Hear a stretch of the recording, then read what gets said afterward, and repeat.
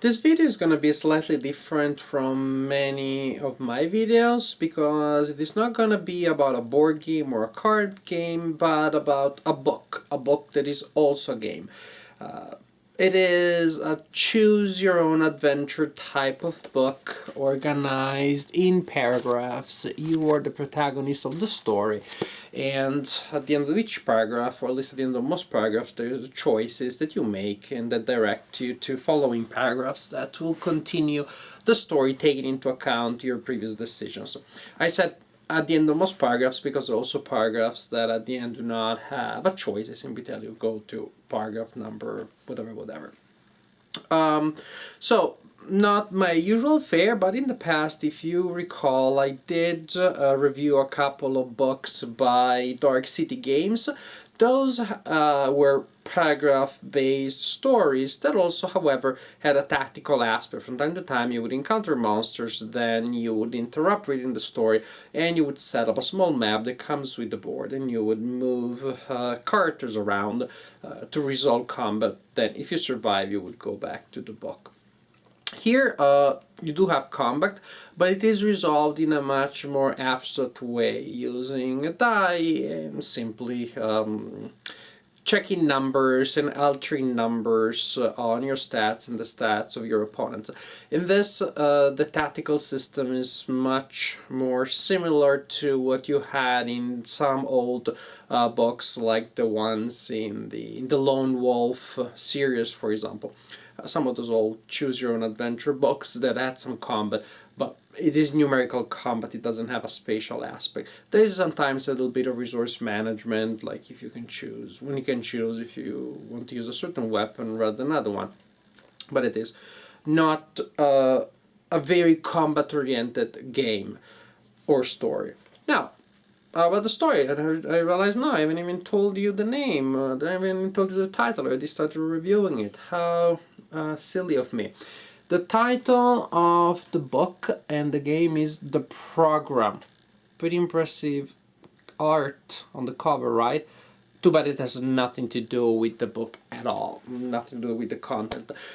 It is that this book is an abandon all hope solo adventure, meaning it is related to a role-playing game called Abandon All Hope, about which I know virtually nothing. All I know is what I gleaned from the introduction of this book and the back cover.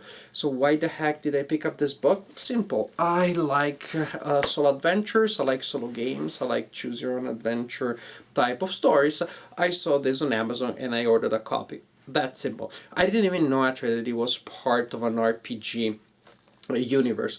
What is interesting, in fact, is that this game, this book slash game, does double both as a solo adventure that you can play if you know absolutely nothing about Abandon All Hope, or it can be played as an introductory adventure. That is, before you start playing your first game of Abandon All Hope, instead of setting up your character following whatever rules, whatever setup instructions I'm sure you have in that game, you can play this game, and if you survive, if you complete the game, the character that you have at the end of the game is the character that then you will use in the role-playing game. That is, you can use this adventure for fun, because it is fun, and also as an elaborate, for sure, but narratively interesting way of creating your character. That is, your character will acquire some equipment, but will occur.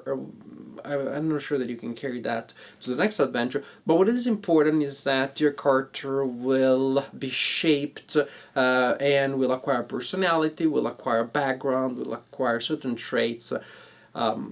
So that is quite peculiar. I mean, at the end of this adventure, I turned out to be an egocentric anarchist. I don't know what that says about me, but this is what happened. Had I made different decisions, I could have still completed the adventure, but my character would have had a different personality. Now, if I ever am to try the Abandon All Hope role-playing game, I'll be an egocentric anarchist with these special characteristics that I acquired in this adventure.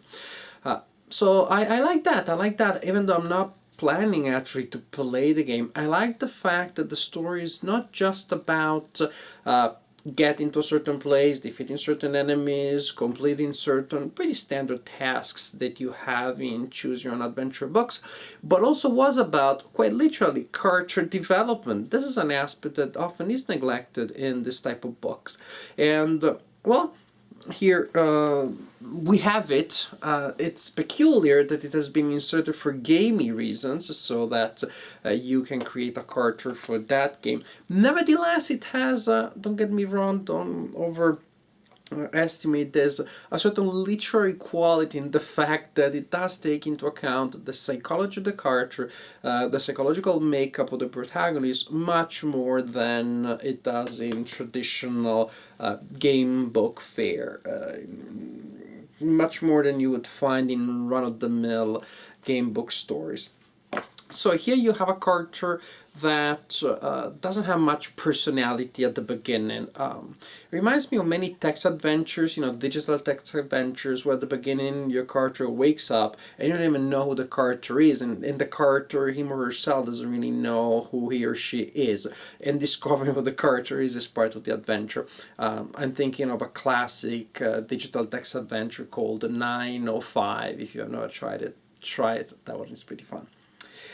So you wake up in this small town that apparently was a touristic resort back in the day. It's pretty run down when you wake up in it, and there aren't many people around. There's something strange and surreal in this kind of landscape.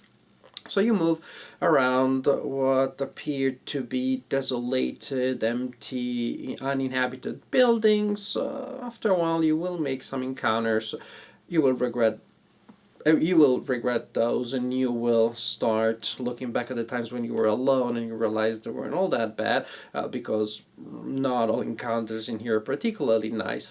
And simply you wander around, you try to piece together clues that have to do with your past. Of course, this is in terms of plot. What's happening mechanically is that you're building your past. The decisions that you are making in the story will develop your personality. So at the end, you have, within the story, reconstructed your past. In game terms, you have created a character. Again, back to the double function of the book as an engine to create a character. I'm not going to tell you too much about the story because I don't want to give you any spoilers. What I told you is more than enough. Figure out what's going on, figure out where you are, how you got there, and how you get out. Done. As for the atmosphere, that I guess is something I can tell you because there aren't too many spoilers. It is usually atmospheric horror with some moments of gore, with some moment of splatter horror. In a certain sense, the initial atmosphere of dread, unfamiliar reality, slightly disturbing urban landscape. It's sort of like a Silent Hill video game type of atmosphere. A little bit of Resident Evil too. But I like it. I think it's pretty effective in creating an atmosphere that, while not terrifying by any means, it does create a sort of sense of oppression that works in the genre. As for game mechanics, this, in case you are a player of Abandon All Hope, this is a simplified system. And here is a photocopy of the character sheet that I made here, one of the many. I used that once to play the game, but I still had a blank one, so I can show it to you. If you want to take a closer look, you can just stop the image, make notes. Yeah, we have the inventory, but this is the important stuff. With the stats of the characters. Prowess, your ability to fight, reflexes, your ability to dodge, wits, your ability to outsmart other people. My character wasn't very good at that. Willpower, your ability to resist temptation and to, well, keep your mind focused on your objectives. Social, your ability to interact with others. And intimidation, self-explanatory, your ability to affect other people.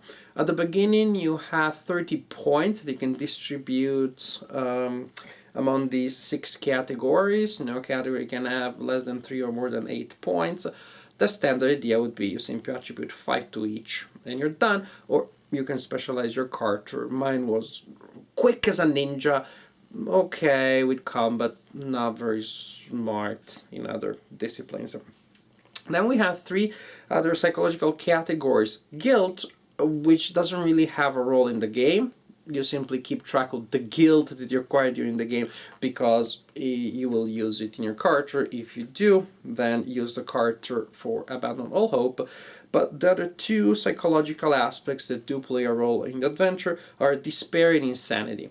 Some events will give you despair. Every 10 points of despair, you reset your despair, but you acquire a point of insanity. And then there are also events that will simply inflict insanity on you. If you reach 10 points of insanity, then you go insane completely. You're completely out of your mind. There's no way for you to continue the adventure, so you lose the game. Health, 10 points of health at the beginning of the game, 10 points max during the game, 0 points minimum, because if you acquire 0, you're out of the game. Trait, psychological traits that you acquire, and then we have an interesting thing. It's called tags. See, other 4 aspects of your personality, which are egocentric, connective, cognitive, behavior. Doesn't mean that you'll be one of them and not the other. It means that certain decisions that you make will give you points in one category rather than the other. Maybe you will have 3 points of egocentric, 0 connective, 2 of cognitive, 1 of behavioral, or other combinations. And then there are moments in the story where the text will tell you, if your highest category is behavioral, go to paragraph such and such. If your highest category is connective, go to paragraph such and such. So I like that. I like that nuance there, that not all decisions are really available to you, but you have to live with the consequences of previous decisions that you make. You made certain decisions, they influenced your character, they defined your character in certain ways, and now you deal with it. You deal with the person, the character that you are, and that you have become. So I like how this game is just not so much about find the gun, find the revolver, find the ammo, put them together, fire against the opponent, there's a dark passage, then I need to find the flashlight, there is the closed door, then I need to find the code. It's not just about that, but actually there is that psychological dimension around it, which is not all that usual in choose your own adventure books. Definitely I haven't seen it in Dark City games, not in many of the adventure books that I played in my old days. So very nice detail here. In conclusion, this may be a product that is related to an RPG, but actually I found it to be a perfectly enjoyable choose your own adventure type of book. It's a book that you read and that you play. Best of both worlds.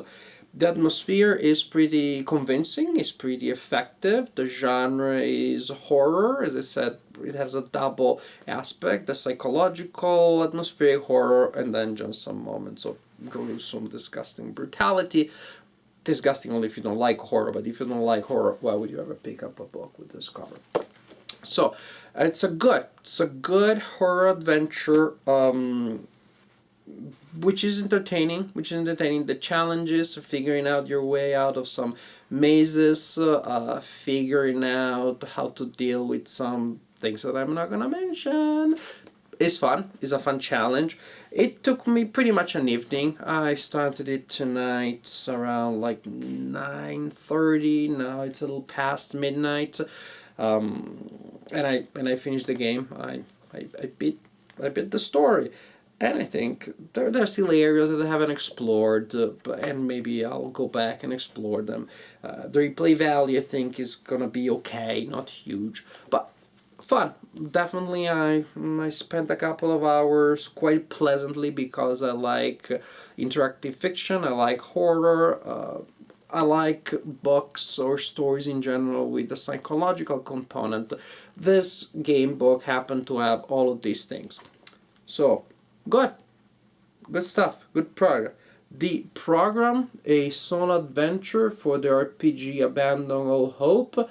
Try it if you're planning to play the game, Abandon All Hope, or try it just because you want to read a good interactive adventure. Either way, I think you're gonna enjoy this book. Definitely, I personally enjoyed it. The Program.